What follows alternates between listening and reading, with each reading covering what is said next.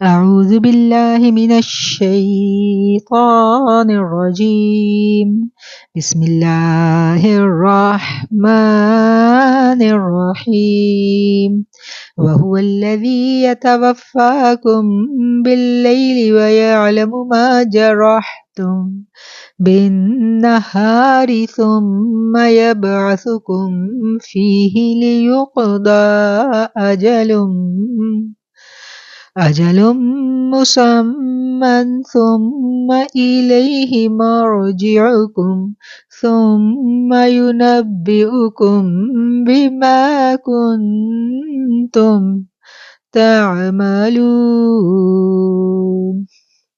اور وہ وہی ہے جو تمہیں رات کو اپنے قبضے میں لے لیتا ہے اور جو کچھ تم دن میں کر چکے ہو وہ جانتا ہے، پھر تمہیں دن میں اٹھا دیتا ہے تاکہ وہ وعدہ پورا ہو جو مقرر ہو چکا ہے، پھر اسی کی طرف تم لوٹائے جاؤ گے، پھر تمہیں خبر دے گا اس کی جو کچھ تم کرتے تھے۔ صدق اللہ العظیم وصدق رسولہ النبی الكریم ونحن على ذلك من الشاہدین۔ ابھی آپ کے سامنے آیت نمبر 60 سورہ انعام کی تلاوت کی گئی، اور اسی آیت سے ہم اپنے آج کے درس قرآن کا آغاز کریں گے اس دعا کے ساتھ کہ اے اللہ، ایک مرتبہ ہمیں قرآن کریم کا شغف عطا کر دینے کے بعد، قرآن کریم کی محبت عطا کر دینے کے بعد میرے مالک دوبارہ کجی اور گمراہی کی جانب مت موڑنا، دین اسلام پر زندہ رکھنا اور ایمان کی بہترین حالت میں واپس بلانا۔ رب اشرح لی صدری ویسر لی امری واحلل عقدۃ من لسانی یفقہوا قولی ربی زدنی علما ربی زدنی علما ربی زدنی علما آمین ثم آمین۔ اللہم صلی علی سیدنا و مولانا محمد وعلی آلہ واصحابہ وبارک وسلم۔ وہو الذی یتوفاکم، وہی ہے جو قبضے میں لے لیتا ہے، جو تمہاری جان کو قبض کر لیتا ہے، باللیلی، رات کو۔ اس سے کیا مراد ہے؟ اس سے مراد نیند ہے۔ یتوفاکم یہ لفظ ہم اس سے پہلے حضرت عیسیٰ علیہ السلام کے واقعے میں یہ تفصیل کے ساتھ پڑھ چکے ہیں، اور اس لفظ کے جتنے معنی عربی لغت میں پائے جاتے ہیں ہم ان پر بھی غور کر چکے ہیں۔ اب دوبارہ اس لفظ کو ہم دوبارہ اس کو ریوائز کریں گے، اس کو سمجھیں گے کہ اللہ اپنے بندوں سے مخاطب ہو کے کہہ رہا ہے کہ جب انسان سوتا ہے تو اس کی روح قبض کر لی جاتی ہے، نیند کو مثل موت کہا جاتا ہے۔ وَيَعْلَمُ مَا جَرَحْتُمْ، اور وَيَعْلَمُ، اور وہ جانتا ہے، مَا جَرَحْتُمْ، جو کچھ تم نے کمایا، بِالنَّهَارِ، دن کو، جو دن میں تم نے عمل کیے، وہ سارے کے سارے اعمال اللہ تعالیٰ سے پوشیدہ نہیں ہے، اللہ ان سب اعمال کو جانتا ہے۔ نیند اور بیداری کا یہ تسلسل جاری رہتا ہے، دن کو انسان عمل کرتا ہے اور رات اللہ تعالیٰ نے آرام کے لیے بنائی ہے، اور رات کو جب انسان اپنے سارے دن کے کام نپٹا کر سوتا ہے تو سونے میں کیا ہوتا ہے کہ اس کی روح قبض کر لی جاتی ہے۔ یہاں توفا کا لفظ نیند کے معنی میں استعمال ہوا ہے، اس کا حقیقی معنی ہے کسی چیز کو پورا لے لینا، کیونکہ نیند کے وقت انسان کا عقل، شعور معطل ہو جاتا ہے، چلنے پھرنے، دیکھنے سننے کی تمام صلاحیتیں بیکار ہو جاتی ہیں، اس لیے توفا کا لفظ استعمال ہوا ہے۔ موت کو بھی نیند سے تشبیہ دی گئی ہے، موت کے وقت بھی مرنے والا کیونکہ اپنے مقررہ رات دن پورے گزار چکا ہوتا ہے، اس لیے وہاں بھی توفع کا لفظ استعمال ہوتا ہے۔ توفع کا یہ مفہوم خوب ذہن نشین رہے تاکہ کوئی یہ بتا کر کہ توفع کا معنی صرف موت ہے، حیات حضرت مسیح علیہ السلام سے منحرف نہ کر دے۔ تو یہ بات ابھی میں نے عرض کی تھی کہ ہم اس مضمون کو حضرت عیسیٰ علیہ السلام کے باب میں پڑھ چکے ہیں۔ نیند جو ہے اس کو موت کی مانند کہا جاتا ہے کہ انسان جب سوتا ہے تو اس کی تمام صلاحیتیں جو ہیں وہ بالکل بیکار ہو جاتی ہیں اور وہ اپنے ارد گرد کے ماحول سے مکمل طور پر بے گانہ ہو جاتا ہے، اس کی روح ایک خاص انداز میں اس کے جسم سے پرواز کر جاتی ہے اور پھر وقت مقررات تک جب تک اللہ چاہتا ہے وہ باہر رہتی ہے اور جب اللہ چاہتا ہے اس کو لوٹاتا ہے۔ اور دن جو ہے وہ اللہ تعالیٰ نے کس لیے بنایا ہے؟ دن میں انسان جو ہے وہ اپنے دن کے کام کاج کرتا ہے، اور اللہ کیا کہتا ہے ثم یبعثکم فیہ لیقضی اجل مسمی، اور اللہ جانتا ہے جو کمایا ہے تم نے دن کو، پھر اٹھاتا ہے تمہیں نیند سے دن میں تاکہ پوری کر دی جائے تمہاری عمر کی میعاد مقررہ۔ جب انسان سوتا ہے اس کی روح قبض کی جاتی ہے، پھر دوبارہ دن کو اللہ تعالیٰ اس کو جگا دیتا ہے اور پھر وہ اٹھ جاتا ہے، پھر وہ سوتا ہے۔ یہ تسلسل کب تک جاری رہنا ہے؟ جب تک ہماری جو زندگی ہے، ہماری جو حیات ہے، اللہ تعالیٰ نے جو مقرر کی ہوئی عمر اجل جو انسان کی مقرر کی ہوئی ہے، ہر انسان کی موت کا ٹائم مقرر ہے، جب تک وہ وقت نہیں آئے گا یہ دن اور رات کا دھارا جو ہے جو چلتا رہے گا، اور پھر جب وہ وقت آ جائے گا تو پھر ہمیں پکا پکا لوٹ کر اپنے رب کے پاس چلے جانا ہے۔ پھر ایسی روح قبض کی جائے گی، ایسی حقیقی معنوں میں روح ہمارے جسموں سے نکل جائے گی، نکال لی جائے گی کہ پھر دوبارہ واپسی ممکن نہیں ہے۔ ثم الیہ مرجعکم، پھر تمہیں اسی کی جانب لوٹ کر جانا ہے۔ ثم ینبئکم، پھر وہ تمہیں بتلائے گا، پھر وہ تمہیں خبر دے گا جو کچھ تم عمل کیا کرتے تھے۔ وَهُوَ الْقَاهِرُ، اور وہی غالب ہے فوق عبادہ اپنے بندوں پر۔ وَيُرْسِلُ عَلَيْكُمْ حَفَظًا، اور وہ بھیجتا ہے تم پر نگہبان۔ حَتَّى إِذَا جَاءَ أَحَدَكُمُ الْمَوْتُ تَوَفَّتْهُ رُسُلُنَا وَهُمْ لَا يُفَرِّطُونَ، اور وہی اپنے بندوں پر غالب ہے اور تم پر نگہبان بھیجتا ہے، یہاں تک کہ جب تم میں سے کسی کو موت آن پہنچتی ہے تو ہمارے بھیجے ہوئے فرشتے اسے قبضے میں لے لیتے ہیں اور وہ ذرا بھی کوتاہی نہیں کرتے۔ حافظہ جمع ہے حافظ کی، مقصد یہ ہے کہ انسان یہ نہ سمجھے کہ اللہ تعالیٰ اس کے اعمال سے بے خبر ہے، بلکہ اللہ نے تو ایسے فرشتے مقرر فرما دیے ہیں کہ ہر لفظ جو انسان کی زبان سے نکلتا ہے، ہر حرکت جو اسے سرزد ہوتی ہے، وہ فرشتے اس کو ریکارڈ کرتے رہتے ہیں۔ اور قیامت کے دن مجرم جب اپنے جرموں کو تسلیم کرنے سے انکار کرے گا تو اس کی زندگی کا صحیفہ اس کے سامنے رکھ دیا جائے گا، گراموفون کے ریکارڈ کی طرح اسی کی زبان ہوگی اور وہ اعتراف جرم کرے گا۔ یہ اقتباس جو آپ کو پڑھ کر سنایا گیا یہ لیا گیا ہے تفسیر قرطبی سے۔ اللہ تعالیٰ نے اپنے بندے اس دنیا میں بھیجے اور پھر ان کو بھیجنے کے بعد بے یار و مددگار نہیں چھوڑا۔ اللہ کہتا ہے کہ میں نے ان کو بھیجا اور میں ان پر نگہبان مقرر رکھتا ہوں۔ ان نگہبانوں کا کیا کام ہے کہ وہ ہر وقت انسان کی نگہبانی کرتے ہیں، یعنی اس کی ہر جو وہ عمل کرتا ہے اس کا عمل لکھا جاتا ہے، اور کرامن کاتبین جو ہمیں پتہ ہے کہ ہمارے ساتھ ہیں ہر وقت، وہ ہمارا ہر عمل لکھتے ہیں۔ اس کے علاوہ ہمارے ساتھ حفاظت کے فرشتے ہوتے ہیں جو انسان کی اس وقت تک حفاظت کرتے ہیں، موت سے اس کو بچاتے رہتے ہیں جب تک کہ اس کی موت کا مقررہ وقت نہیں آن پہنچتا۔ جب موت کا مقررہ وقت آن پہنچتا ہے اس وقت پھر یہ فرشتے جو ہیں یہ پیچھے ہٹ جاتے ہیں اور پھر انسان جو ہے وہ اس دار فانی سے کوچ کر جاتا ہے، پھر اگلے فرشتوں کی ڈیوٹی شروع ہو جاتی ہے۔ لیکن جب تک وہ فرشتے نہیں آتے تب تک یہ فرشتے جو ہیں انسان کی حفاظت کرتے رہتے ہیں۔ یہ حفاظت الہیہ کا ایک بڑا زبردست سسٹم ہے جو ہر انسان کے ساتھ ہمہ وقت رہتا ہے، وہ سویا ہے، وہ جاگا ہے، وہ فرشتے جو ہیں وہ کبھی غافل نہیں ہوتے۔ ایسی بہت ساری مثالیں ہم نے دیکھی ہیں،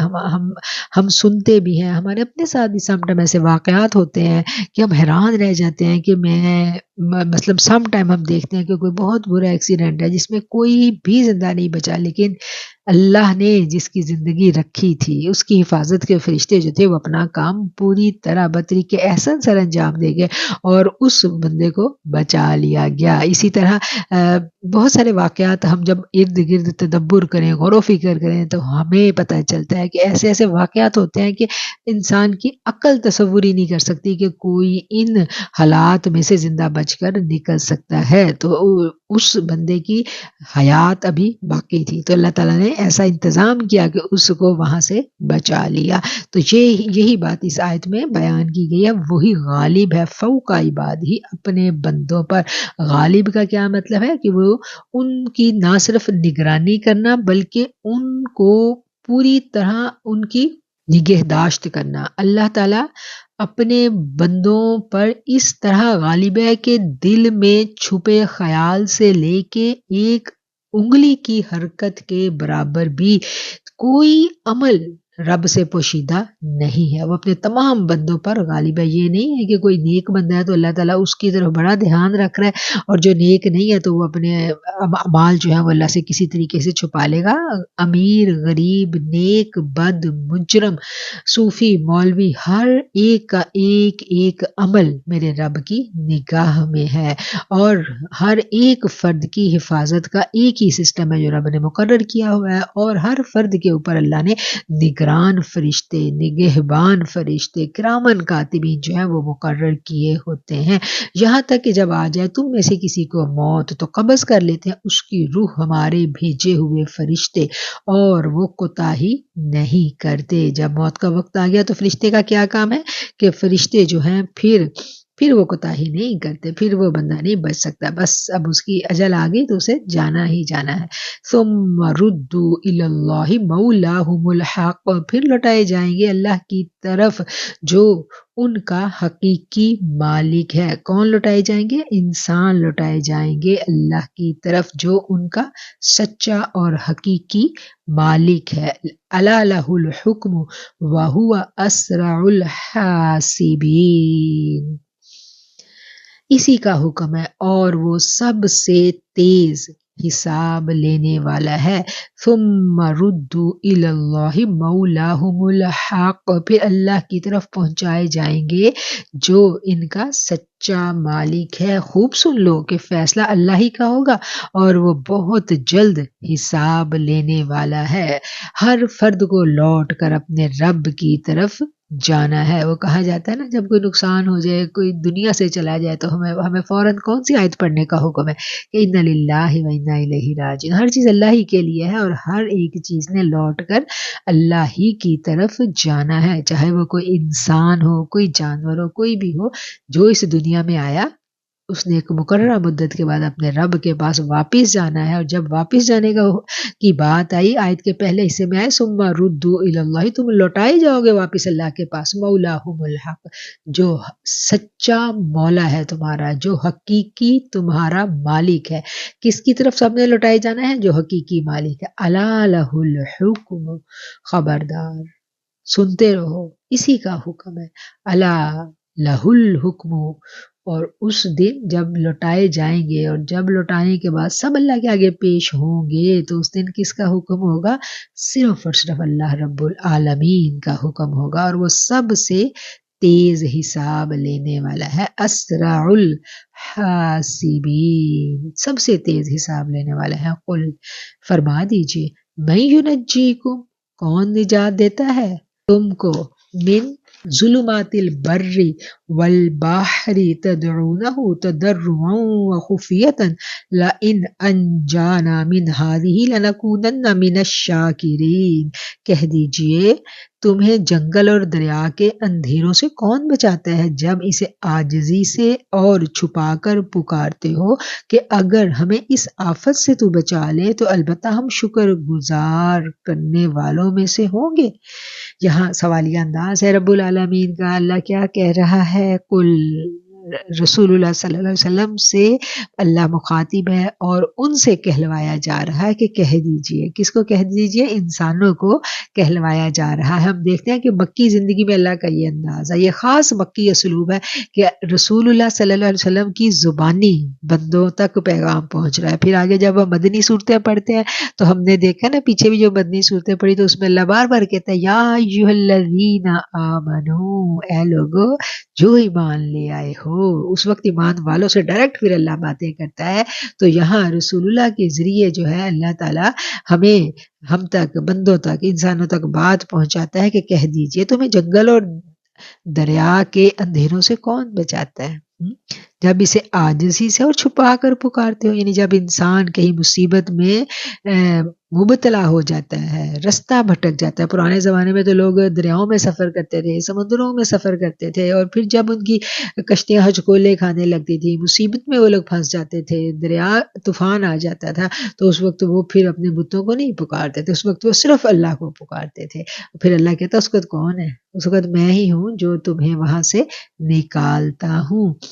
لَإِنْ أَنْجَانَا مِنْ هَٰذِهِ لَنَكُونَنَّ مِنَ الشَّاكِرِينَ، اگر نجات دی اللہ نے ہمیں اس مصیبت سے تو ہم ضرور ہو جائیں گے اس کے شکر گزار بندے۔ یعنی جب انسان مشکل تکلیف میں اللہ کو پکارتا ہے تو اس وقت وہ بڑا فرما برداری کے ساتھ پکارتا ہے، وہ کہتا ہے اللہ آج ہمیں بچا لے، آئندہ ہمیشہ تیری فرما برداری ہم کریں گے، ہم تو تیرے شکر کرنے والے ہو جائیں گے، تیرے نافرمانوں میں سے نہیں ہوں گے۔ یہ شکر گزار کون ہوتا ہے؟ جو فرما برداری سے بھی اگلی سٹیج، ایک تو ہے اللہ کے حکم کو ماننا، اور پھر حکم کو ماننا اور شکر کرنا، یہ دو باتیں ہیں۔ ایک تو ہے فرما بردار، وہ مان رہا ہے، اور پھر فرما بردار ہونے کے ساتھ ساتھ شکر گزار بھی ہے۔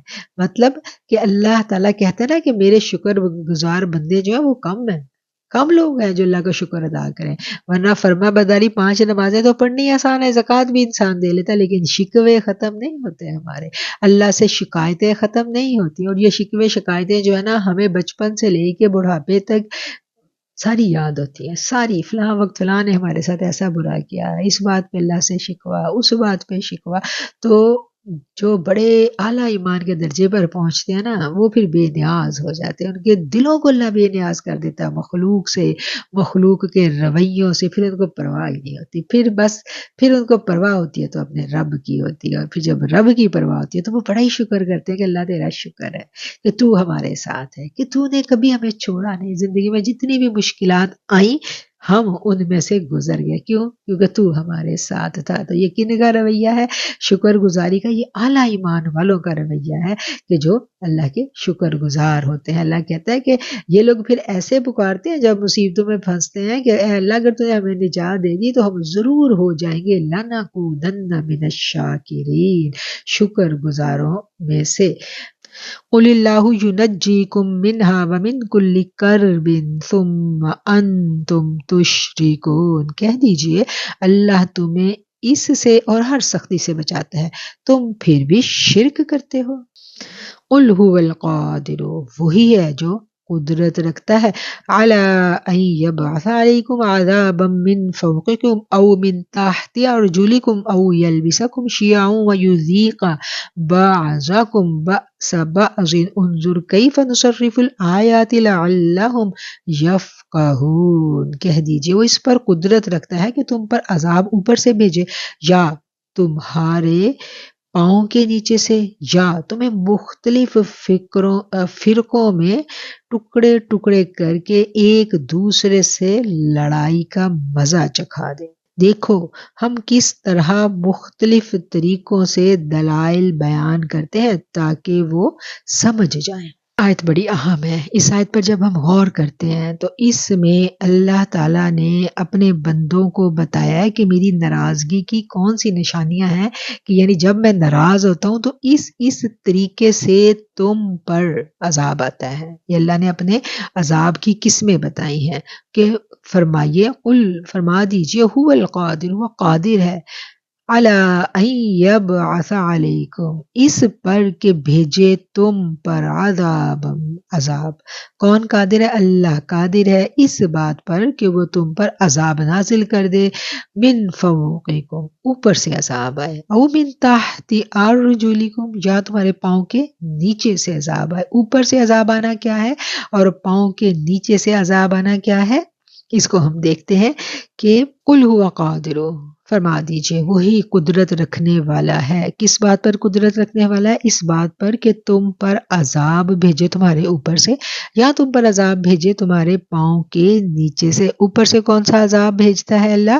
ہم جب اس بات کو پرانی قوموں کی زندگیوں میں دیکھتے ہیں تو آسمانوں سے پتھروں کی بارشیں برسائی گئی، اور اس کے یہ زمانہ قدیم میں یہ تھا کہ اس وقت آسمانوں سے پتھروں کی بارشیں برسائی جاتی تھیں، یا سخت قسم کا طوفان اور بجلی کی کڑک والا میہ برسا کے قوموں کو تباہ کیا گیا۔ اور آج کے زمانے میں جب میرے آقا علیہ الصلوۃ والسلام نے دعا کی تھی کہ میری امت پر اللہ پتھروں کی بارش نہ برسانا، تو آج جو ہے ہم دیکھتے ہیں کہ پتھروں کی بجائے آسمانوں سے گولہ بارود گرتا ہوا ہمیں نظر آتا ہے۔ یہ جو آسمانوں سے ہمیں میزائل گرتے ہوئے نظر آتے ہیں، یہ بھی اللہ کے عذاب کی ایک قسم ہے۔ امن جو ہے یہ بہت بڑی نعمت ہے، اور آسمانوں سے گرتا ہوا گولہ بارود جو ہے یہ ایک سخت مشکل، کیا کہنا چاہیے، ایک جو زمین والے ہیں ان کے لیے یہ ایک سخت مشکل آزمائش کی گھڑی ہوتی ہے۔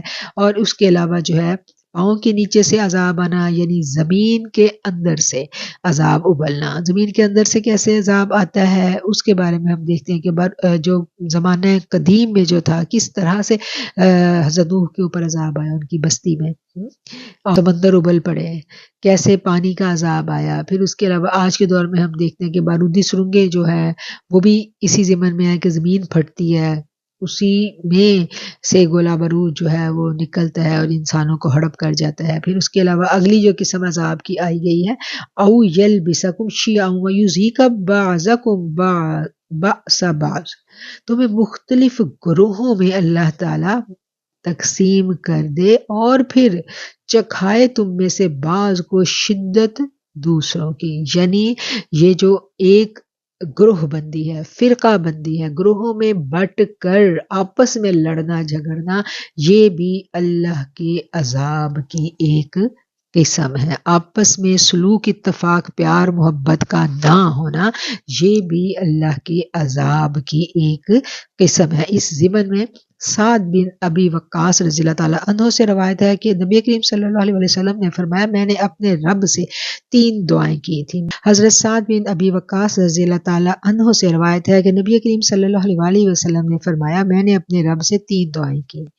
پہلی دعا کیا تھی؟ میں نے اللہ تعالیٰ سے دعا کی کہ میری ساری امت کو غرق کر کے ہلاک نہ کرنا۔ جیسے پرانی قوموں پر عذاب آتا تھا نا، تو ساری کی ساری قوم ہی غرق ہو جاتی تھی۔ تو آقا نے کیا فرمایا کہ اے اللہ میری ساری قوم، یعنی ایسا نہ ہو کہ میری پوری کی پوری امت ایک ہی دفعہ میں غرق کر دی جائے۔ تو اللہ تعالیٰ نے یہ دعا قبول فرما لی، یعنی امت محمدیہ مصطفیٰ صلی اللہ علیہ وسلم، یعنی یہ جو امت محمدیہ ہے صلی اللہ علیہ وسلم، یہ کبھی بھی ایسا نہیں ہوگا کہ یہ ساری امت ہی غرق ہو جائے۔ اگر کوئی گناہ کا ارتکاب اعلانیہ اللہ کی نافرمانی ہوگی بھی تو ایک خاص گروہ ہلاک ہو سکتا ہے، لیکن ساری امت جو ہے وہ غرق نہیں ہوگی۔ دوسری دعا میں نے کی تھی کہ اللہ تعالیٰ میری ساری امت کو کبھی قحط میں مبتلا نہ کیجیے، تو اللہ تعالیٰ نے میری یہ دعا بھی قبول کر لی۔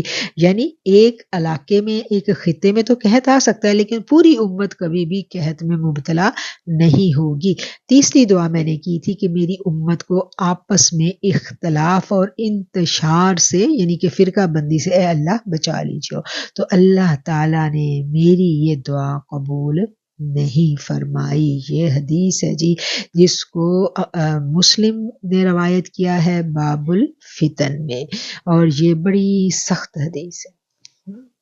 اس کو ہمیں سمجھ میں آتی ہے کہ یہ جو فرقہ بندی ہے یہ بھی ایک بہت اللہ کے عذاب کی سنگین قسم ہے۔ گروہوں میں بٹ جانا اور پھر ایک گروہ کی دوسرے گروہ سے دشمنی، یہ عذاب کی کیا قسم ہے کہ لڑنے والا بھی نعرہ تکبیر بلند کرنے والا ہے، مارنے والا بھی اللہ کو پکارنے والا ہے، اور مرنے والا بھی کلمہ پڑھنے والا ہے۔ دونوں رسول اللہ صلی اللہ علیہ وسلم کی امتی ہیں، لیکن اختلافات اس حد پہ چلے گئے کہ دونوں ایک دوسرے کے خون کے پیاسے ہو گئے۔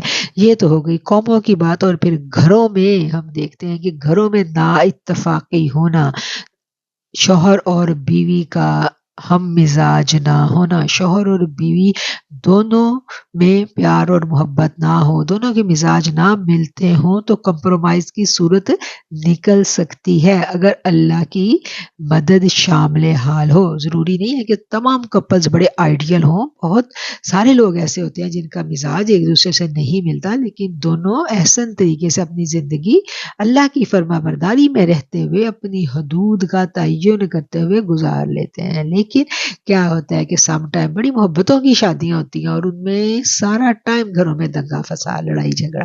تو یہ جو آپس میں میاں بیوی کا 24 گھنٹے کا لڑائی جھگڑا، اولاد کے ساتھ اختلافات، اولاد کی آپس میں لڑائی جھگڑا اور خاندانوں کا، بہن بھائیوں کا آپس میں لڑائی جھگڑا، یہ تمام جو سائنز ہیں یہ بھی اللہ کے عذاب ہی کی ایک قسم ہے.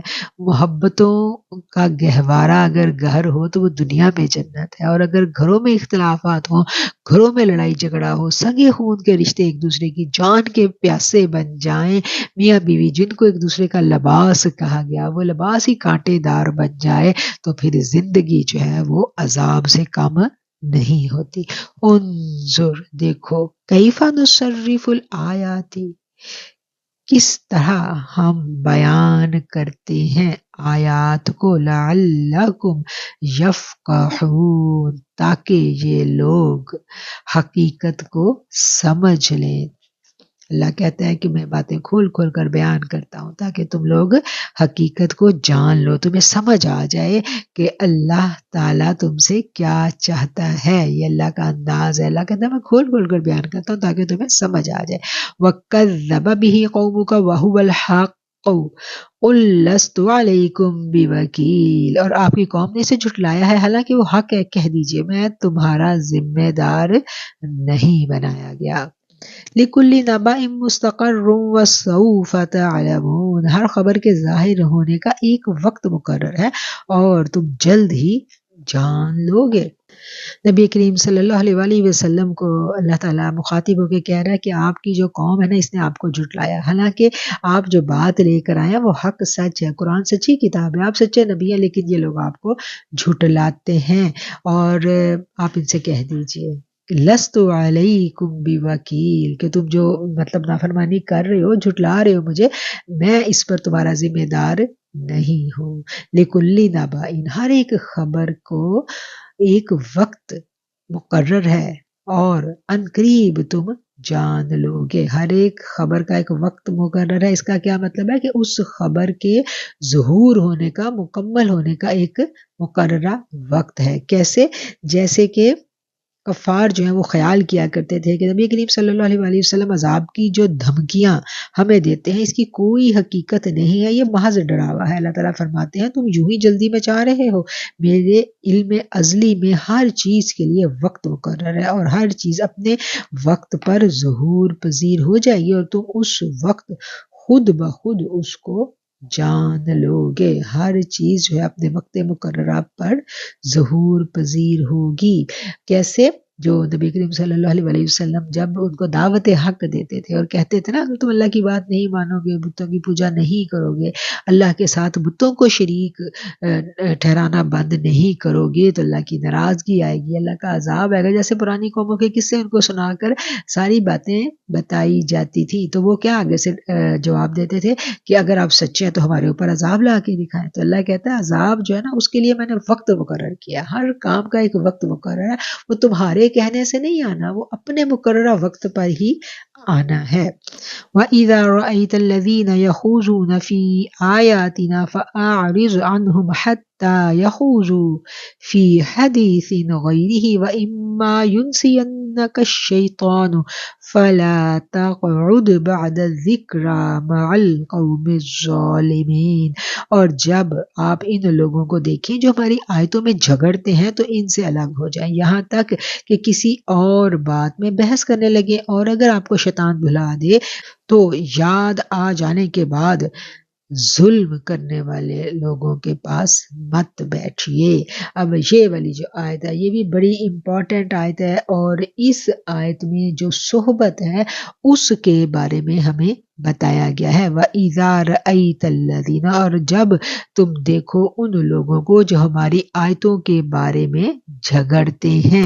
وَإِذَا رَأَيْتَ الَّذِينَ، اور جب تم دیکھو انہیں کہ وہ بیہودہ بحثیں کر رہے ہیں، جب تم دیکھو ان لوگوں کو کہ وہ ہماری آیتوں کے بارے میں جھگڑا کر رہے ہیں، فَأَعْرِضْ، تو پھر کیا چاہیے؟ اعراض برتو، منہ پھیر لو ان سے. یعنی جہاں پر اللہ کی آیتوں کا ہنسی مذاق اڑایا جا رہا ہے، ٹھٹھا کیا جا رہا ہے، تو ایسی محفل میں اللہ تعالیٰ بیٹھنے سے منع کر رہے ہیں۔ کب تک منع ہے؟ حتیٰ یہاں تک کہ وہ الجھنے لگے کسی اور بات میں، اور اگر کہیں بھلا دے شیطان تو مت بیٹھو یاد آنے کے بعد ظالم قوم کے پاس۔ اس آیت کو جب ہم غور کرتے ہیں تو ہمیں یوں لگتا ہے کہ یہ آیت آج ہی کے ماحول کے لیے نازل ہوئی ہے۔ پرانے وقتوں میں تو یہ تھا نا، لوگ ٹولیاں بنا کے بیٹھتے تھے جو نان مسلمز تھے، اور وہ بیٹھ کے قرآن کی آیات کا مذاق اڑاتے تھے، وہ بیٹھتے تھے اور ٹھٹھا کرتے تھے۔ جب مسلمان وہاں سے گزرتے تھے تو ان کو اشارے کرتے تھے اور مذاق بناتے تھے۔ اب آج کیا ہے؟ تو اس دور کی بات ہے نا، کہ اس دور میں لوگ یوں کرتے تھے، تو اللہ تعالیٰ نے ان کو منع کیا، مومنوں کو منع کیا۔ یعنی اگر کہیں ایک ہی قوم تھی نا، وہ مکہ میں ایک ہی طرح کے لوگ تھے، مسلمان انہی لوگوں میں سے تھے نا جنہوں نے اسلام قبول کیا، تو ان کے خاندان والے جو تھے وہ ان میں نان مسلم ہوتے تھے، رشتہ داروں میں نان مسلم ہوتے تھے۔ تو اللہ تعالیٰ نے کیا کہا کہ جب یہ نان مسلم تم ان کی محفل میں موجود ہو اور وہ اللہ کی آیتوں کا مذاق اڑاتے ہیں، تو تم وہاں نہ بیٹھو، وہاں سے منہ پھیر لو اور اٹھ کے چلے جاؤ۔ اور اگر کبھی بھولے سے بیٹھے بھی رہ جاؤ، شیطان تمہیں بلا بھی دے، تو یاد آنے پر اٹھ کے وہاں سے کھسک جاؤ، وہاں سے چلے جاؤ۔ یہ تو تھی پرانے وقتوں کی بات۔ اور آج جب ہم اپنے گھروں کے اندر بیٹھے ہیں اور ہمارے ہاتھوں میں ایسی ڈیوائس موجود ہے جہاں پر ہمارے اپنے مسلمان، اپنے کلمہ گو لوگ جو ہیں، وہ قرآن کی آیات کا مذاق اڑاتے ہوئے ہمیں نظر آتے ہیں۔ ایسا ہوتا ہے نا، مسلمانوں کے اندر ہی فتنہ ہے، موجود ہے فتنہ، اور بظاہر وہ مسلمانوں کے ہی حلیے میں ہے۔ ایسے علماء سو تو ہر دور میں موجود رہے ہیں۔ پرانے زمانے میں تو علماء سو پھر بھی میرا خیال ہے کم ہوں گے، آج تو بھرمار ہے۔ آج تو آپ انٹرنیٹ دیکھیں، اپنے ہاتھوں میں جو ڈیوائس ہے، اس کو آپ کچھ سرچ کرنے بیٹھے تو ایک ہی پوائنٹ ہے، اس کے اوپر آپ کو سب طرح کے لوگ مل جائیں گے، اور جہاں پر ایسی ویڈیوز آئیں اس کو کیا کرنا ہے؟ اس کو فوراً نظر انداز کر دینا ہے۔ ان ایسی ویڈیوز کو دیکھنا جن میں اسلامی شاعر کا، اللہ کے قرآن کا مذاق اڑایا جاتا ہے، ان کو دیکھنا بھی اسی آیت کے زمرے میں آتا ہے۔ ہم کہتے ہیں نا کہ ہم اکثر اس بات پر لوگوں کو جھگڑتے سنتے ہیں کہ بھئی، خاص طور پر آج کل کی جو ینگ جنریشن ہے وہ اس بات پر جھگڑا کرتی ہے کہ بھئی آپ لوگ ہمیں کیوں منع کرتے ہیں کہ فلاں کو نہیں سننا تو فلاں کو نہیں سننا، تو آپ لوگ کیا کہتے ہیں کہ بھئی اس کو سنیں تو اس کو نہ سنیں، سننے سے کیا ہوتا ہے؟ یہ آج کل ہمیں اکثر بچوں میں یہ دلائل نظر آتے ہیں کہ ہمیں سننے سے کیوں منع کیا جاتا ہے، ہم تو سن ہی رہے ہیں، ہمیں سب کا پوائنٹ آف ویو سننا چاہیے۔ تو کیا ہے کہ تحقیق کے لیے تو آپ ضرور سنیں، تحقیق کے لیے مختلف جو فقہا ہیں، مختلف مکاتب فکر ہیں، جو اسلام کے فقہی مسائل ہیں، اس میں بھی تو چار امام ہیں نا، تو چار اماموں نے جو اپنی اپنی تفاسیر کی ہیں، اس میں بھی اختلاف ہے مسائل میں، تو اس کو تحقیق کے لیے ضرور سنیں۔ ان اختلافی باتوں کو سننے میں کوئی حرج نہیں ہے جہاں ادب غالب ہو، بات کرنے والا ادب کی حدود کے اندر ہو، جہاں ہم دیکھیں کہ اسلام کے اوپر بات ہو رہی ہے اور بے ادبی سے بات ہو رہی ہے، ٹھٹھا ہو رہا ہے، مذاق اڑایا جا رہا ہے، اور اپنی بات کو ثابت کرنے کے لیے دوسرے کے اوپر کیچڑ اچھالا جا رہا ہے، اٹ مینز کہ ادھر ہمیں ایک لمحہ بھی کھڑے نہیں ہونا، بالکل بھی وہاں کھڑے نہیں ہونا، اور اس ویڈیو کو ہم نے گزار دینا ہے۔ اور اگر کوئی کہے کہ کیوں نہیں سننا، تو اس کے جواب میں یہ ہے جی، آیت نمبر 68، سورت ہے سورہ انعام، سورہ انعام کی 68 نمبر آیت میں اللہ تعالیٰ واضح اعلان یہ کہہ رہا ہے کہ ایسے لوگوں کے پاس مت بیٹھو جو اللہ کی آیتوں کا مذاق اڑاتے ہیں، اور اگر کبھی بیٹھو شیطان یعنی تمہیں بھلا دے تو جو ہی یاد ہے وہاں سے اٹھ جاؤ۔ تو ایسی ویڈیو اگر سامنے آئے، دیکھنے لگو، تو جب یاد آ جائے فوراً اس کو فاسٹ فارورڈ کر دو کہ نہیں، یہ میرے سننے کی چیز ہے ہی نہیں۔ تو آج صحبت کے لیے ہمیں کہیں جانا نہیں پڑتا، صحبت تو ہمارے ہاتھوں میں ہے، جس کی چاہے ہم صحبتیں لے لیں بیٹھ کے۔ یہی کچھ ہو رہا ہے نا انٹرنیٹ پہ، اور کیا ہو رہا ہے؟ ہر طرح کا عالم دین جو ہے، جس کو ہم سننا چاہیں بیٹھ کے ہم سننا شروع کر دیں۔ بڑا آسان ہو گیا سب کچھ. تو جہاں خیر کو پانا آسان ہو گیا وہاں شر میں مبتلا ہونا اس سے بھی زیادہ آسان ہو گیا. اس لیے یہ ایمان کا معاملہ اس میں ہمیں بڑا کانشیس رہنے کی ضرورت ہے.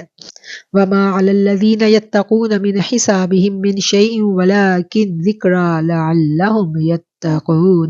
اور جھگڑنے والوں کے حساب میں سے پرہیزگاروں کے ذمے کوئی چیز نہیں لیکن نصیحت کرنی ہے شاید کہ وہ ڈر جائیں.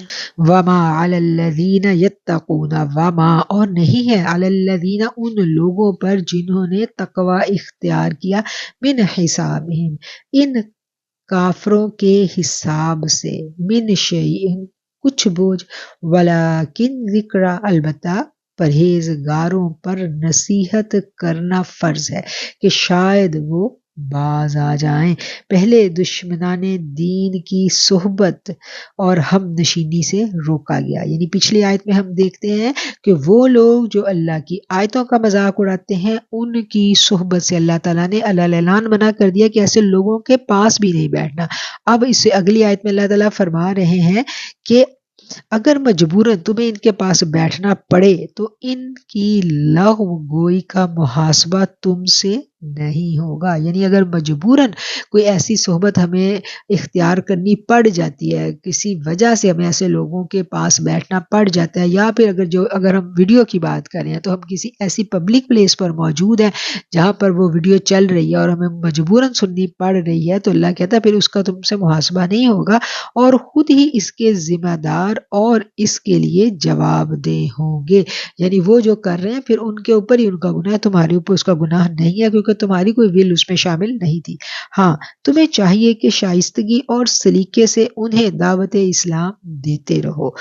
ممکن ہے ان کی راہ یابی کی کوئی صورت نکل آئے. ولیکن ذکر لعلہم یتقون البتہ پرہیزگاروں پر نصیحت کرنا لازم ہے شاید کہ وہ باز آ جائیں. کہ اگر تمہارا تقوی تمہارا ایمان اتنا مضبوط ہے کہ تم ان کو اپنی بات جو ہے وہ پہنچا سکو تو ضرور پہنچاؤ. ٹھیک ہے، مثلا اگر بچے بیٹھے ہیں اور ماں وہاں پر موجود ہے گھر میں اور بچے بیٹھے جو کوئی اس طرح کی ویڈیوز دیکھ رہے ہیں تو ماں کے پاس یہ اختیار ہے. ماں یہ نہیں کہے گی کہ اللہ نے کہا ہے کہ وہاں سے کھسک جاؤ تو میں بھاگ جاؤں، بچوں کو جو مرضی کرنے دو. نہیں، ایسے میں ماں کے اوپر ذمہ داری ہے کہ ماں ان کو روکے گی. یعنی جہاں آپ منع کر سکتے ہو روک سکتے ہو وہاں ان کو روکو اور اچھی بھلی بات کہو، ٹھیک نصیحت کرو، سمجھاؤ کہ حق سچ کیا ہے. وَذَرِ الَّذِينَ اتَّخَذُوا دِينَهُمْ لَعِبًا وَلَهْوًا وَغَرَّتْهُمُ الْحَيَاةُ الدُّنْيَا وَذَكِّرْ بِهِ أَن تُبْصَلَ نَفْسٌ بِمَا كَسَبَتْ لَيْسَ لَهَا مِن دُونِ اللَّهِ وَلِيٌّ وَلَا شَفِيعٌ وَإِن تَعْدِلْ كُلَّ عَدْلٍ لَّا يُؤْخَذْ مِنْهَا أُولَٰئِكَ الَّذِينَ أُبْصِلُوا بِمَا كَسَبُوا لَهُمْ شَرَابٌ مِّنْ حَمِيمٍ وَعَذَابٌ علیم بما کانوا یکفرون. اور انہیں چھوڑ دو جنہوں نے اپنے دین کو کھیل اور تماشا بنا رکھا ہے اور دنیا کی زندگی نے انہیں دھوکہ دیا. اور انہیں قرآن سے نصیحت کرو تاکہ کوئی اپنے کیے میں گرفتار نہ ہو جائے کہ اس کے لیے اللہ کے سوا کوئی دوست اور سفارش کرنے والا نہ ہوگا. اور اگر دنیا بھر کا معاوضہ بھی دے گا تب بھی اس سے نہیں لیا جائے گا. یہی وہ لوگ ہیں جو اپنے کیے میں گرفتار ہوئے. ان کے پینے کے لیے گرم پانی ہوگا اور ان کے کفر کے بدلے دردناک عذاب ہوگا. وَذَرِ الَّذِينَ اتَّخَذُوا اور چھوڑ دیجئے ان کو چھوڑ دیجئے جنہوں نے اپنے دین کو کھیل اور تماشا بنا لیا ہے اور دھوکے میں ڈال دیا ہے ان کو دنیا کی زندگی میں. اور نصیحت کرو قرآن سے تاکہ ہلاک نہ ہو جائے. کوئی آدمی اپنے عملوں کی وجہ سے نہیں ہے اس کے لیے اللہ کے سوا کوئی اور حمایتی اور نہ ہی کوئی سفارشی. اب اس آیت کو جب ہم سمجھتے ہیں تو ہمیں ایسا لگتا ہے کہ آج ہم جس دور میں رہ رہے ہیں یہ آیت آج ہی اتری ہے کہ جو لوگ جنہوں نے دین کو کھیل تماشا بنا لیا ہے اللہ کیا کہہ رہے ہیں کہ ان کو چھوڑ دو. وَغَرَّتْهُمُ الْحَيَاةُ الدُّنْيَا اور دھوکے میں ڈال دیا انہیں دنیا کی زندگی میں. بھی ہی، اور نصیحت کرو ان کو، انتب صلا نفسم بما کسبت، قرآن سے، تاکہ ہلاک نہ ہو جائے کوئی آدمی. یعنی جس میں خیر دیکھو، جس میں دیکھو کہ اب یہ فرد جو ہے اس پر نصیحت کام کر جائے گی. دو طرح کے لوگ ہیں نا، ایک تو وہ لوگ ہیں جو بالکل جنہوں نے کھیل تماشا بنا لیا اور وہ بے راہ روی میں اتنے ڈوب گئے کہ وہ کسی کی بات سننے کے لیے تیار ہی نہیں ہے. تو ان کے بارے میں کیا ہے کہ ان کی سنگت اختیار کرنی خطرناک ہے، ان سے کنارہ کشی اختیار کرنی ہے. اور جن کے اندر ہم دیکھتے ہیں کہ کوئی نہ کوئی خیر کا مادہ ان میں موجود ہے، تو ان کے لیے پھر کیا ہے کہ ان کو حکمت کے ساتھ، محبت کے ساتھ دین کا، قرآن کا کوئی نہ کوئی میسج جو ہے وہ پہنچانا چاہیے قرآن سے، تاکہ ہلاک نہ ہو جائے آدمی کوئی بھی اپنے عملوں کی وجہ سے. یعنی اپنے ایسے اعمال بد وہ شروع کر دے جس کی اینڈ جو ہے نا، اینڈ اس کی اینڈ لائن کیا ہو، ہلاکت ہو، یعنی اس کا ایمان ہی سلب ہو جائے. اور اللہ کے سوا کوئی حمایتی ہے اور نہ ہی کوئی سفارش کرنے والا. وَإِن تَعْدِلْ، اور اگر وہ معاوضہ میں دے ہر بدلے تو نہ قبول کیا جائے گا اس سے.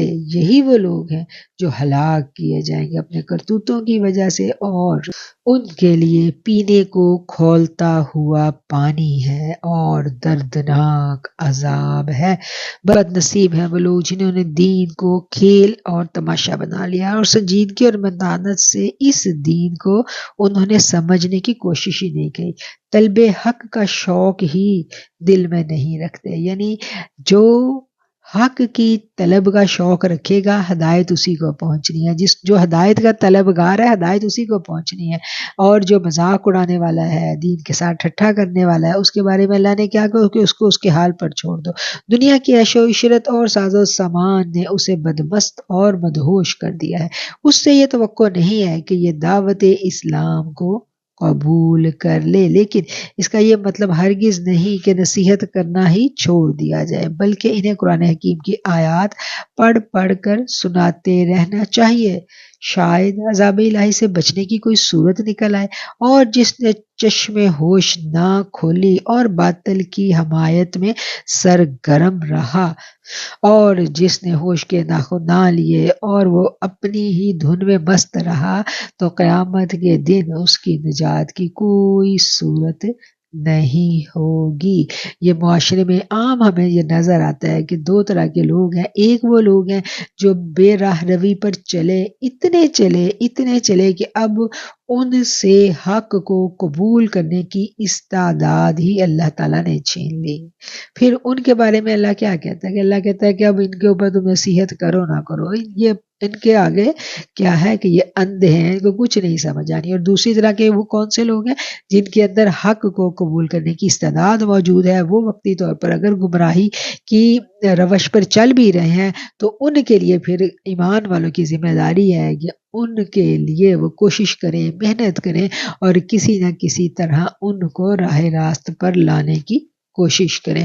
اور جس بندے نے کیا کیا کہ یہ روش اختیار نہ کی، تو پھر اس کے لیے آخرت میں کوئی نجات نہیں ہوگی. اور یہی وہ لوگ ہیں کہ جن کو کوئی سفارشی جو ہے نا، اس کی سفارش پھر ان کے کام نہیں آئے گی، اور جو زبردستی اللہ تعالیٰ کی گرفت سے ان کو بچا سکے. ساری زندگی اللہ کی نافرمانی کے کام کیے، اب یہ امید ہے کہ کوئی مجھے بچا لے گا، تو پھر اللہ کہتا ہے پھر اس کے لیے کوئی بھی بچاؤ کا رستہ قبول نہیں ہے، اور نہ ہی ایسے لوگوں سے کوئی فدیہ قبول کیا جائے گا. اپنے آپ کو ہلاکت کے حوالے کر دینا، یہ ان کی اپنی کیا کہنا چاہیے، یہ ان کا اپنا سودا تھا، ان کی اپنی ول تھی، اپنی خواہش سے وہ لوگ گرے ہیں گہرائی میں، گمراہی کی گہرائی میں. کسی نے پکڑ کے نہیں گرایا.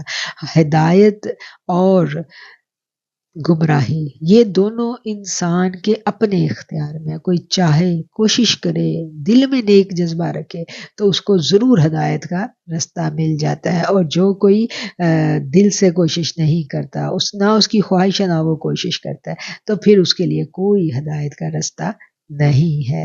اور ایسے لوگوں کے لیے پھر اللہ کہتا ہے کہ کوئی جو ہے نا قیامت والے دن جب ان کے اوپر عذاب کا فیصلہ ہو چکا ہوگا تو ایسے میں پھر نہ تو ان سے کوئی معاوضہ لے کر وہ چھوٹ سکیں گے، نہ ہی کوئی فدیہ جو ہے ایسے لوگوں سے قبول کیا جائے گا۔ ابسلوا بما کسبوا، وہ ہلاک کر دیے جائیں گے، کس لیے؟ جو انہوں نے کمایا تھا، جو انہوں نے کرتوتیں کی تھی اس کے بدلے میں ان کو ہلاک کیا جائے گا۔ لہم شراب، ان کے لیے پینے کا کھولتا ہوا پانی ہوگا اور دردناک عذاب ہوگا۔ کس وجہ سے؟ کہ وہ اللہ کی آیتوں کے انکاری تھے۔ قل اندعو من دون اللہ ما لا ينفعنا ولا يضرنا ونرد على اعقابنا بعد اذ هدانا الله كالذي استهوته الشياطين في الارض حیران له اصحاب يدعونه الى الهدى ائتنا قل ان هدى الله هو الهدى وامرنا لنسلم لرب العالمین۔ انہیں کہہ دیجئے کہ کیا ہم اللہ کے سوا انہیں پکاریں گے جو ہمیں نہ نفع پہنچا سکے اور نہ نقصان دے سکے، اور کیا ہم الٹے پاؤں پھر جائیں اس کے بعد کہ اللہ ہمیں سیدھی راہ دکھا دے، اس شخص کی طرح جسے جنگل میں جنوں نے راستہ بلا دیا جب کہ وہ حیران ہو، اس کے ساتھی اسے راستے کی طرف بلاتے ہوں کہ ہمارے پاس چلے آؤ۔ کہہ دو اللہ تعالیٰ نے جو راہ بتلائی ہے وہی سیدھی راہ ہے، اور ہمیں حکم دیا گیا ہے کہ ہم پروردگار عالم کے تابع رہیں۔ کفار اس بات میں کوشش کیا کرتے تھے کہ مسلمان اسلام کو چھوڑ کر اپنے باپ دادا کا مذہب پھر سے اختیار کر رہے ہیں۔ اللہ تعالیٰ اپنے محبوب مکرم محمد مصطفیٰ صلی اللہ علیہ وسلم کو فرما رہے ہیں کہ آپ انہیں کہہ دیجئے کہ یہ خام خیالی اپنے دل سے نکال دیں۔ کیا یہ ممکن ہے کہ وہ ہدایت پا لینے کے بعد جس راہ پر نور ہی نور ہے دوبارہ شرک و کفر، فسق و فجور کے بھیانک اندھیروں کی جانب لوٹ جائیں؟ ہرگز نہیں۔ اگر ہم ایسا کریں تو پھر ہماری حالت اس شخص سے مختلف نہیں ہوگی جو اپنی منزل مقصود کی طرف اپنے ساتھیوں کی رفاقت میں بڑھا چلا جا رہا ہے، جو راہ کے پیچ و خم اور نشیب و فراز سے اچھی طرح واقف ہیں۔ پھر راستے میں کوئی شیطان اس کو بہکا دے اور وہ اپنے ساتھیوں کو چھوڑ کر اس کے پیچھے ہو لے، اس کے ہمراہی اس کو پیچھے سے آوازیں دیں، کدھر بھٹک رہے ہو، سیدھی راہ تو ادھر ہے، اور وہ ششدر حیرت کی تصویر بنا کھڑا ہو اور کچھ فیصلہ نہ کر سکے کہ اسے کدھر جانا ہے۔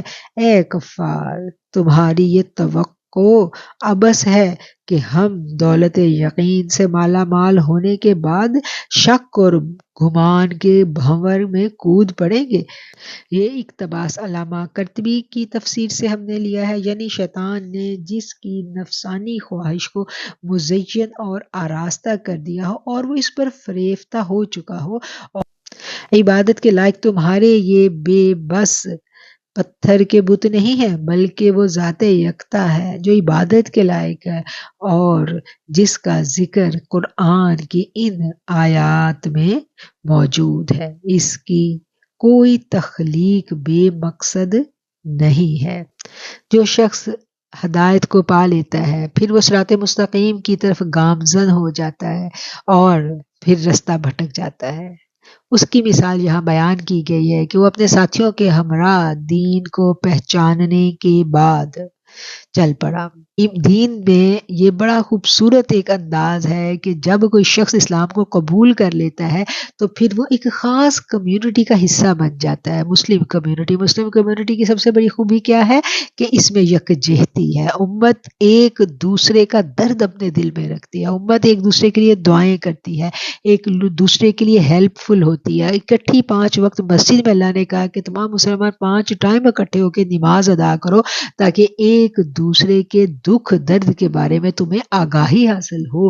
اور اگر ہم صحیح معنوں میں اسلام کو اپنی سوسائٹی میں نافذ کر لیں تو آپ دیکھیں سوسائٹی کا رنگ ہی بدل جائے، رنگ ہی بدل جائے کہ اتنا خوبصورت اللہ تعالیٰ نے یہ پیٹرن دیا ہے مومنوں کو، مسلمانوں کو۔ اب یہاں نبی کریم صلی اللہ علیہ وسلم کی زبانی جو ہے وہ اللہ تعالیٰ کہلوا رہے ہیں ان لوگوں کے لیے جن کے بارے میں جو کفار تھے وہ کوششیں کر رہے تھے کہ اب انہوں نے اسلام قبول کر لیا، کسی طرح یہ واپس اپنے آباء و اجداد کے دین کی جانب پلٹ آئے، تو ان کو مخاطب کر کے کہا جا رہا ہے کہ ہم اللہ کے سوا ان کو پکاریں جو ہمیں نفع ہی نہیں پہنچا سکتے۔ انہیں کہہ دیجئے وہ ایسے پتھر کے بت ہیں جو نہ تو ہمیں فائدہ دے سکتے ہیں اور نہ نقصان دے سکتے ہیں۔ اللہ تعالیٰ نے جب ہمیں سیدھے رستے پر چلا دیا تو پھر اب ہم واپس نہیں آئیں گے۔ کیوں؟ کیونکہ جب کوئی دین اسلام کو قبول کر لیتا ہے تو پھر وہ ایسی روشنی، ایسا نور جو ہے اپنے قلب میں محسوس کرتا ہے کہ وہ اس نور بصیرت سے اس کو حق کی پہچان ہو جاتی ہے۔ کبھی کوئی دیکھا ہے پورے آپ اس میں دیکھ لیں مکی دور میں کتنا مشکل دور تھا مسلمانوں کے لیے، لیکن ایک دفعہ جس نے اسلام قبول کر لیا وہ پھر واپس نہیں پلٹا۔ اپنی جان پر ظلم و ستم سہ لیے، کوئی عورت ہو یا کوئی مرد ہو، کتنا ظلم و ستم ہوا، عورتوں پر بھی ہوا، مردوں پر بھی ہوا، لیکن کوئی واپس نہیں پلٹا۔ سیدنا بلال کو دیکھ لیں، حضرت سمیہ کو دیکھ لیں، کیسے کیسے کٹھن مراحل سے وہ لوگ گزرے، شہادتیں ہوئیں، لیکن پلٹا کوئی نہیں۔ کیوں؟ کیونکہ وہ نور بصیرت دیکھ چکے تھے۔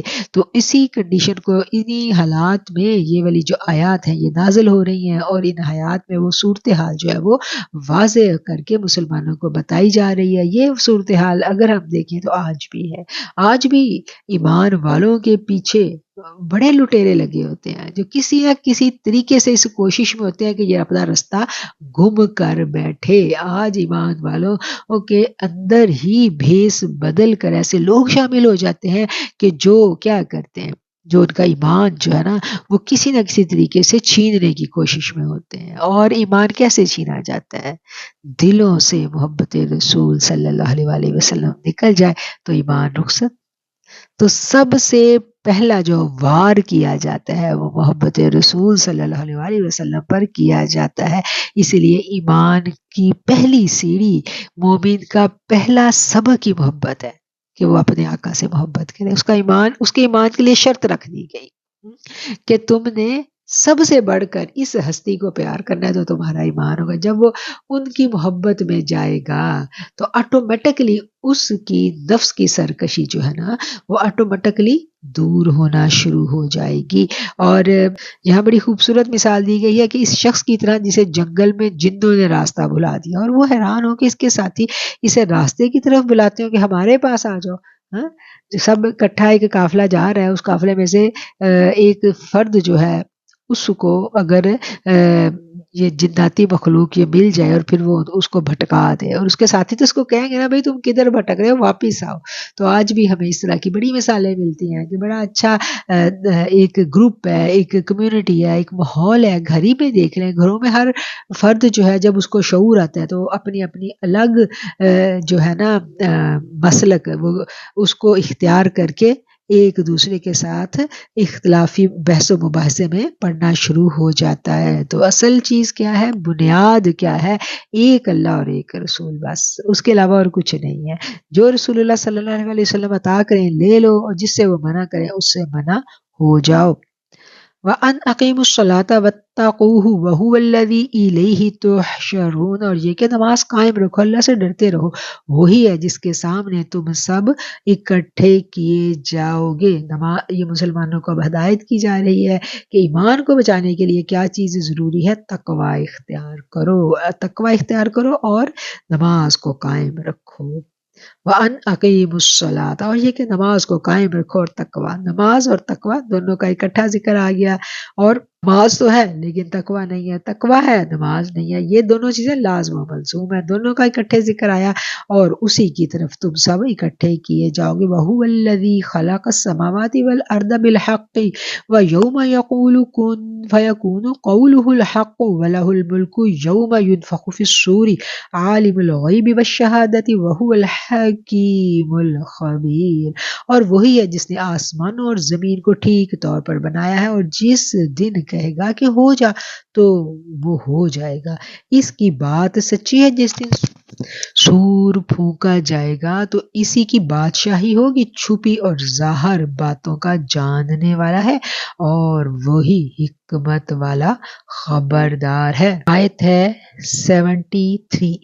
یہاں پر ہمارا ثلاثہ پارہ مکمل ہو جاتا ہے اور ہم آج انشاءاللہ اپنے درس قرآن کا اختتام بھی اسی آیت پر کریں گے۔ ہم اس آیت کو سمجھنے کی کوشش کرتے ہیں اور پھر اس کے بعد ہم جو جتنی آیات آج پڑھی ہیں ان سب کا ایک دفعہ بامحاورہ ترجمہ دیکھ لیں گے۔ وَهُوَ الَّذِي، وہی ہے اللہ جس نے آسمانوں اور زمین کو بنایا بالحق، حق کے ساتھ۔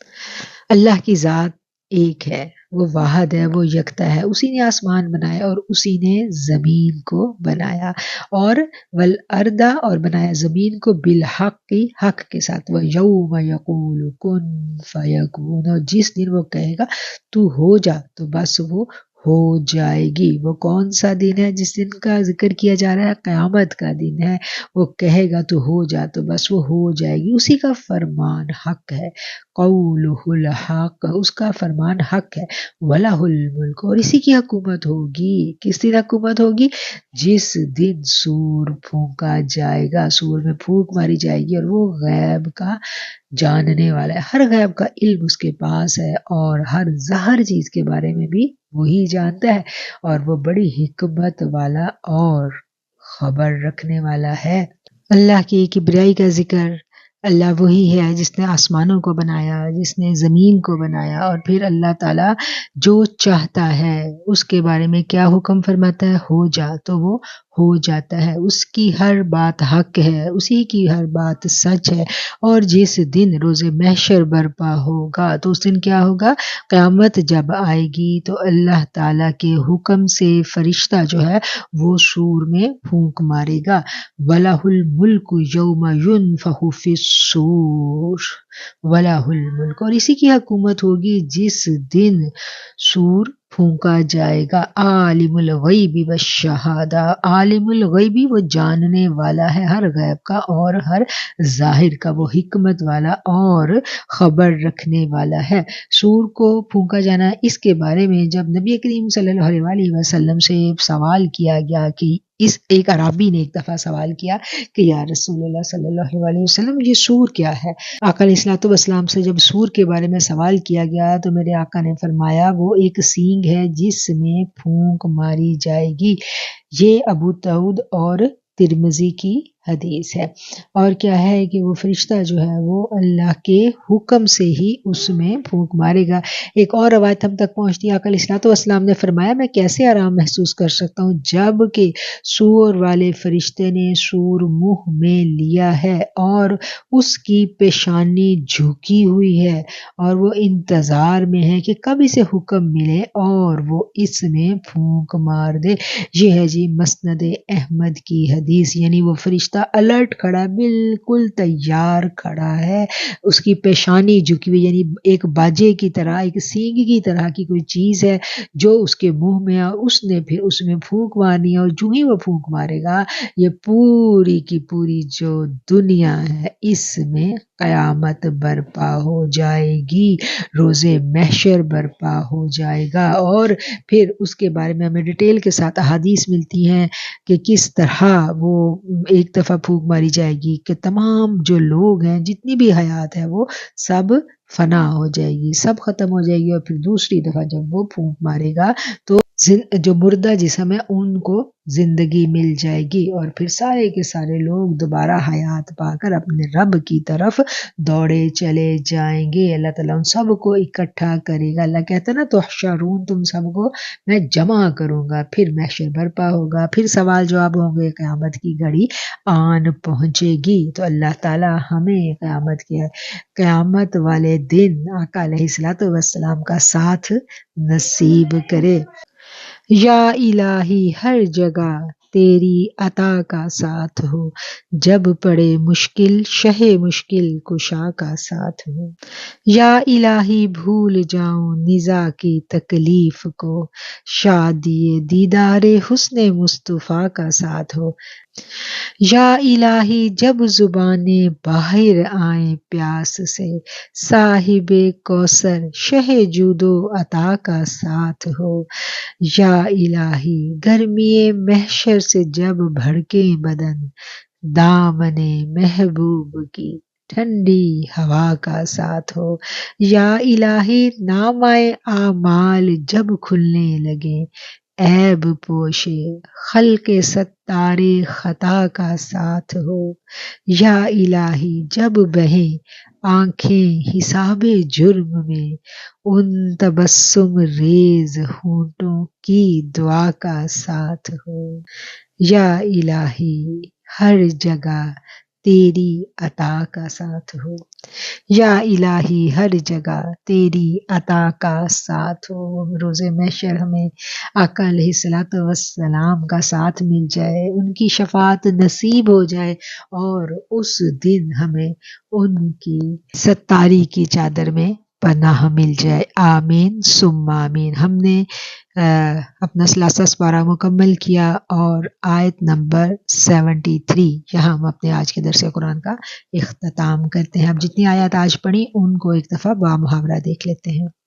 آیت نمبر 60 سے ہم نے اپنے آج کے درس قرآن کا آغاز کیا تھا، اور وہ وہی ہے جو تمہیں رات کو اپنے قبضے میں لے لیتا ہے، اور جو کچھ تم دن کو کر چکے ہو وہ جانتا ہے، پھر تمہیں دن میں اٹھا دیتا ہے تاکہ وہ وعدہ پورا ہو جو مقرر ہو چکا ہے، پھر اسی کی طرف تم لوٹائے جاؤ گے، پھر تمہیں خبر دے گا اس کی جو کچھ تم کرتے تھے، اور وہی اپنے بندوں پر غالب ہے اور تم پر نگہبان بھیجتا ہے، یہاں تک کہ جب تم میں سے کسی کو موت آن پہنچتی ہے تو ہمارے بھیجے ہوئے فرشتے اسے قبضے میں لے لیتے ہیں اور وہ ذرا بھی کوتاہی نہیں کرتے، پھر اللہ کی طرف پہنچائے جائیں گے جو ان کا سچا مالک ہے۔ خوب سن لو کہ فیصلہ اللہ ہی کا ہوگا، وہ بہت جلد حساب لینے والا ہے۔ کہہ دیجئے تمہیں جنگل اور دریا کے اندھیروں سے کون بچاتا ہے جب اسے عاجزی سے اور چھپا کر پکارتے ہو کہ اگر ہمیں اس آفت سے اللہ تو بچا لے تو البتہ ہم ضرور شکر گزار کرنے والوں میں ہوں گے۔